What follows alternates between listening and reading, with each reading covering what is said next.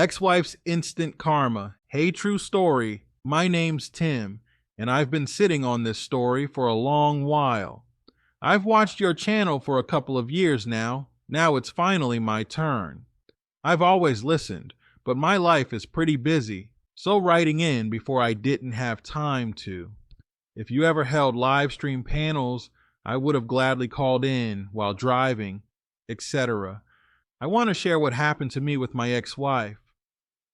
It's a long one, but I think it might resonate with other guys out there who ignored red flags and thought love could conquer everything. Spoiler, it doesn't. Let me take it back to the very beginning, because for me, the irony is that it all started on a completely normal day doing a completely normal errand. How we met.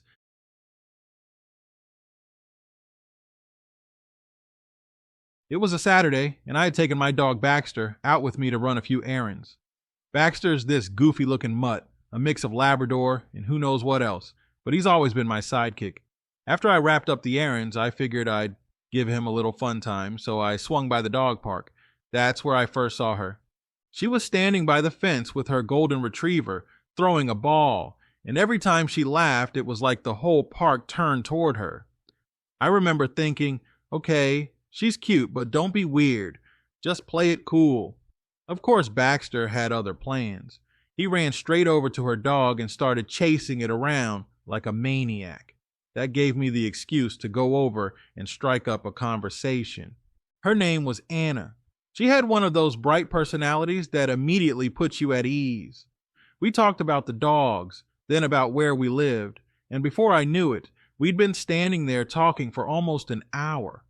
When it was time to go, she asked me if I wanted to meet up again at the park next week. I said sure. One thing led to another, and pretty soon we were dating. The dating stage, the first red flags.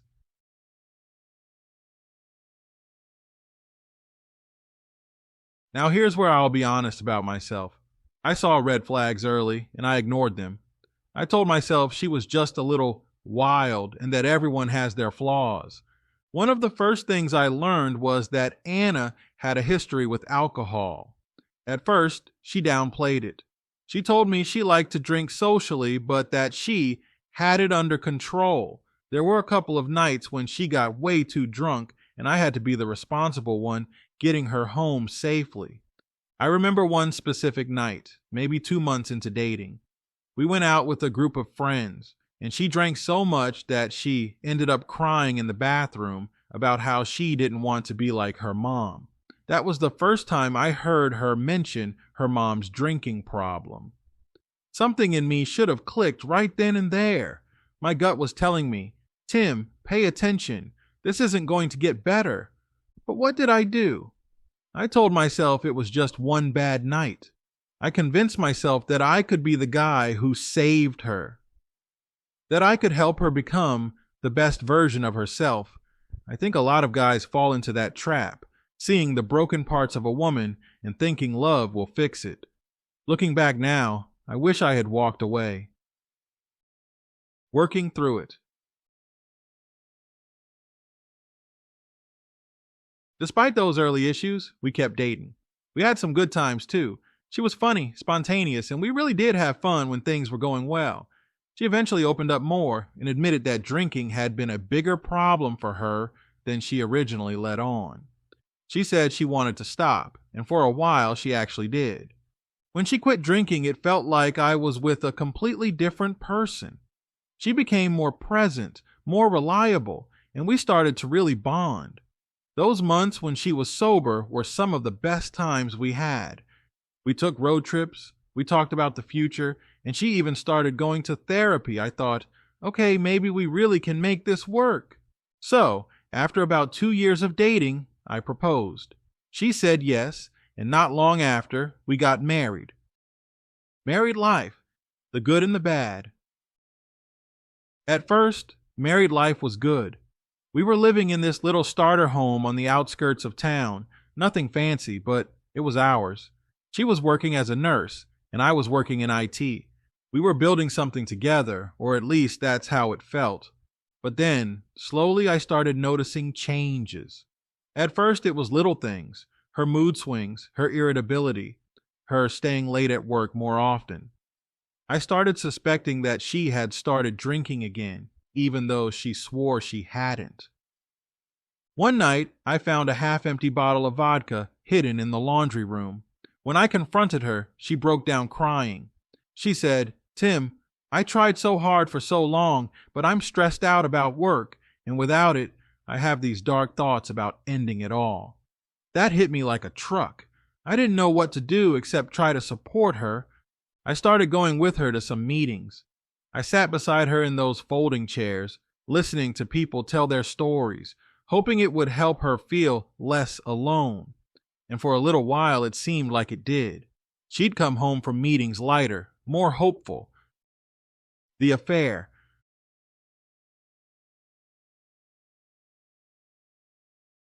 Then came the day that changed everything. I came home from work one afternoon, earlier than usual. I walked into the living room, and there she was, lying on our neighbor Vince's lap, watching TV. Vince was a guy who lived 2 houses down. He was older than us, divorced, and I'd always thought he was kind of a loner. I had no idea he was the guy she was turning to when things got rough. I froze in the doorway, trying to process what I was seeing.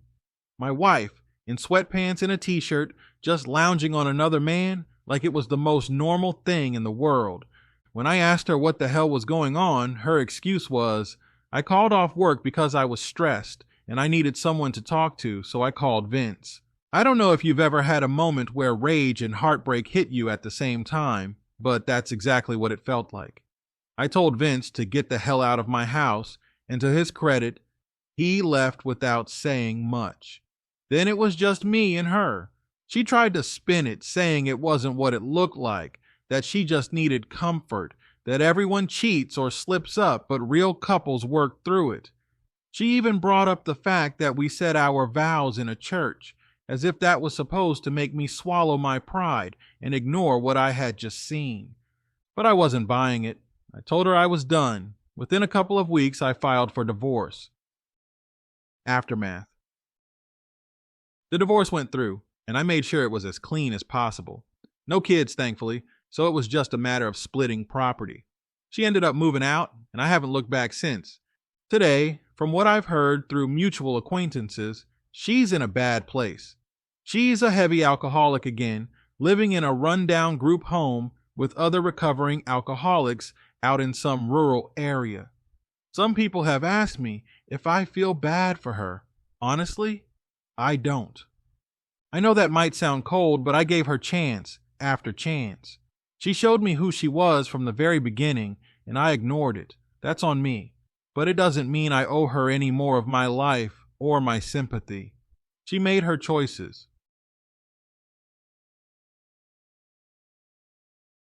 Reflection. The biggest lesson I've learned is this: believe people the first time they show you who they are.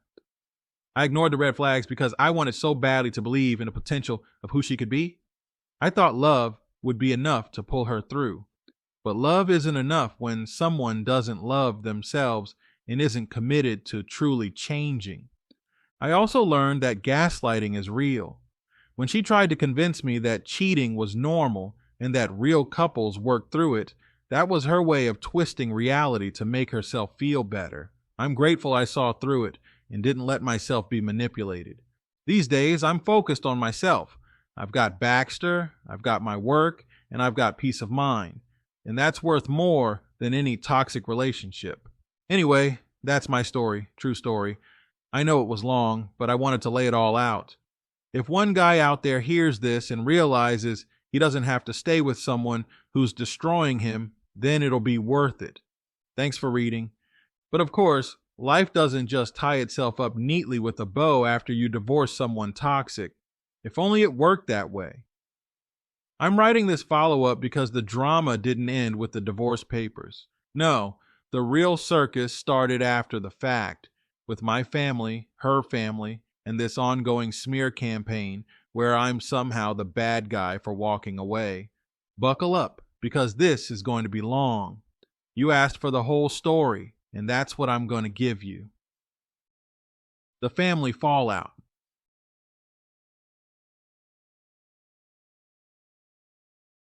When I first filed for divorce, I didn't broadcast it. I told a couple of close friends in my immediate family, and that was it. But word gets around, especially in smaller communities, and pretty soon everyone knew. That's when the phone calls started.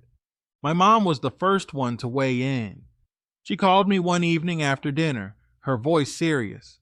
"Tim, your dad and I heard about what's going on. Are you sure this is the right decision?" I told her flat out, "Mom, I walked in and saw Anna lying on Vince's lap. She's been sneaking alcohol again. She's been hiding things from me, and I can't do it anymore." There was this long pause, and then she said something that really stuck with me. "Well, people make mistakes, Tim.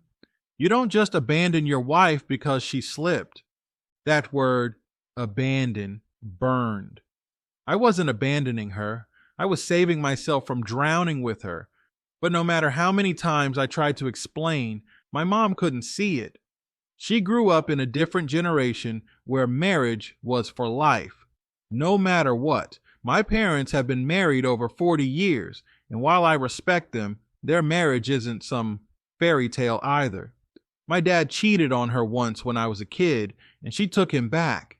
So I think in her mind, taking back a cheater is what strong women do. But I'm not my mom, and Anna isn't worth saving at the expense of my sanity. Get her family. If my family was disappointing, her family was downright hostile. Anna's sister, Emily, sent me a text the week after the divorce was finalized. It said, "You're a horrible person for leaving Anna when she needed you the most. She never cheated on you. She was just talking to Vince because she was depressed. Everyone needs someone to lean on, but you twisted it into something ugly." I stared at that text for a long time.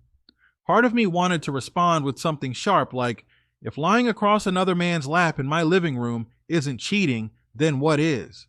But I didn't. I just blocked her number. I didn't owe her an explanation. Her parents also got involved. Her mom called me and said she couldn't believe I was throwing Anna away like trash. Her dad left me a voicemail basically saying, "Real men don't run when things get hard." The irony in all of this, none of them were there when Anna was hiding liquor bottles in the laundry room. None of them were there when I had to drive her home from bars half conscious. None of them sat in those damn AA meetings holding her hand, trying to keep her from falling apart. But suddenly, when it all collapsed, I was the villain because I wouldn't keep sacrificing myself. The gaslighting continues. What really set me off was how Anna herself twisted the story. I found out through mutual friends that she's been telling people I abandoned her during her mental health crisis. She claims Vince was just a friend, just someone she could talk to because I wasn't emotionally supportive. That part almost made me laugh. Not supportive. I put in years of my life trying to help her fight her demons. I sat through sleepless nights, held her when she shook with withdrawals, went to therapy with her, went to meetings with her.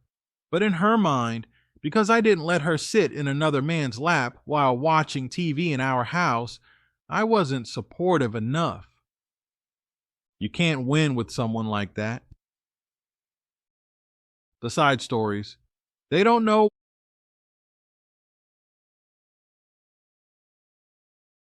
What her family doesn't know, and what they'll never know unless they watch this channel, is just how many second chances I gave her before I reached my breaking point. Let me tell you about one night in particular. It was about a year into our marriage. I had just gotten home from work and the house was oddly quiet. Baxter wasn't barking, no music playing, no TV. I walked into the kitchen and there was Anna, sitting on the floor with an empty wine bottle next to her. She looked up at me, tears streaming down her face, and she said, "I don't want to die, Tim, but I can't stop." That wrecked me.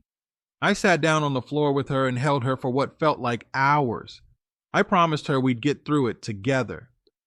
The next day, I took time off work and drove her to a meeting. Moments like that mess with your head. They make you believe you're doing something noble by staying. They convince you that if you just love harder, if you just fight harder, you'll be the one to finally break the cycle. But what they don't tell you is that cycles like hers are bottomless pits.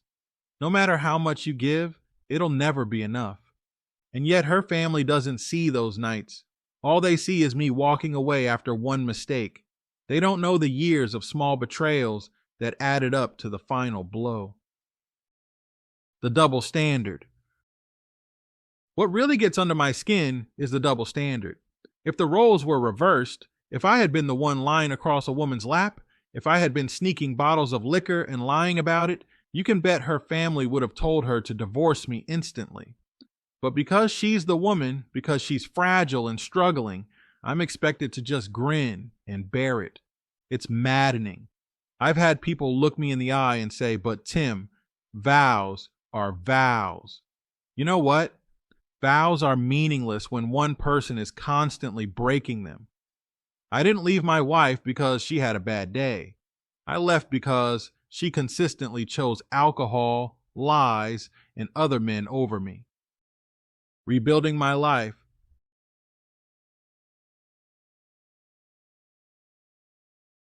After the divorce, I had to do some serious soul searching. At first I was angry, not just at her, but at myself. Angry that I ignored the warning signs. Angry that I stayed as long as I did. Angry that I let myself believe I could fix her.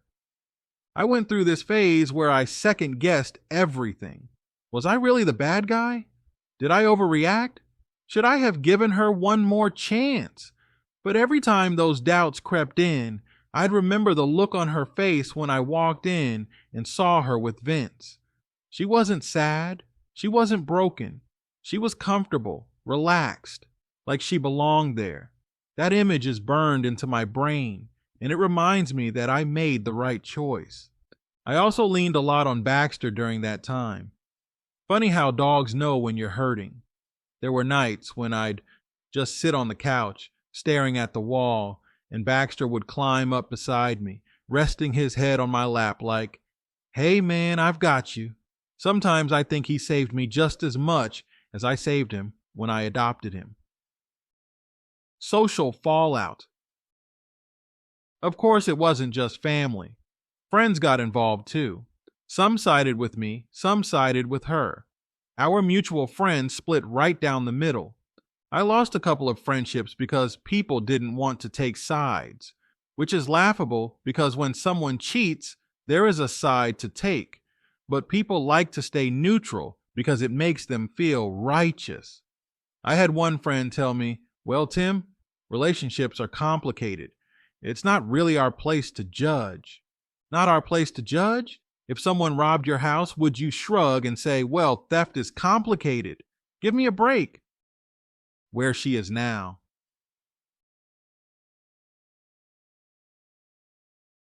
Last I heard, Anna's still living in that group home with other alcoholics in recovery. From what little I know, it's a rough place, run down, overcrowded, not much more than a roof over their heads. I don't say this with joy, but with clarity. She made her bed, and now she's lying in it. Her family still paints me as the villain, but I don't lose sleep over it anymore. If they want to believe she never cheated, that's on them. I know the truth. Deep down, I think they know it too, but admitting it would mean facing the reality of who she really is. And that's harder than blaming me. Lessons learned. If there's one takeaway from all of this, it's that you can't let other people rewrite your story. Families, friends, even the person who wronged you, they'll all try to spin it in a way that makes them feel better. But at the end of the day, you were the one living it. You know what happened. Don't let anyone gaslight you into thinking otherwise. And to any guy listening, if she shows you who she is early on, believe her. Don't stick around hoping she'll become someone else. Love doesn't cure addiction. Loyalty doesn't erase betrayal. And vows don't mean anything when they're only being kept by one person. Anyway, true story, that's the update. It's messy, it's painful, and it's ongoing. But I'm choosing myself now, and for the first time in years, I feel like I can finally breathe.